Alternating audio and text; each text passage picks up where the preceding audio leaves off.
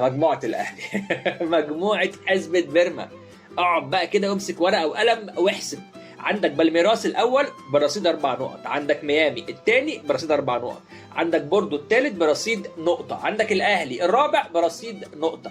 الفرق بيننا في الأهداف وبين انتر ميامي اللي احنا المفروض يعني نتأهل على حسابه كام هدف؟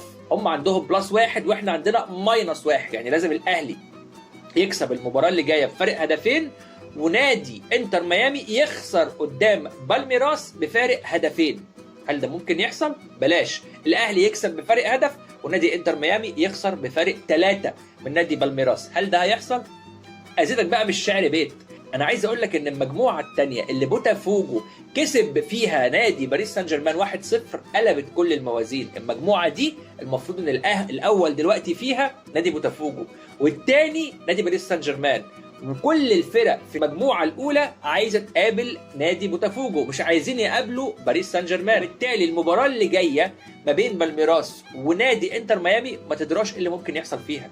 نادي بالميراس اصلا مش عايز يتاهل اول، لو اتاهل اول هيقابل باريس سان جيرمان، هو عايز يتاهل تاني. متخيل الدماغ فيها ايه او الدنيا ماشيه ازاي؟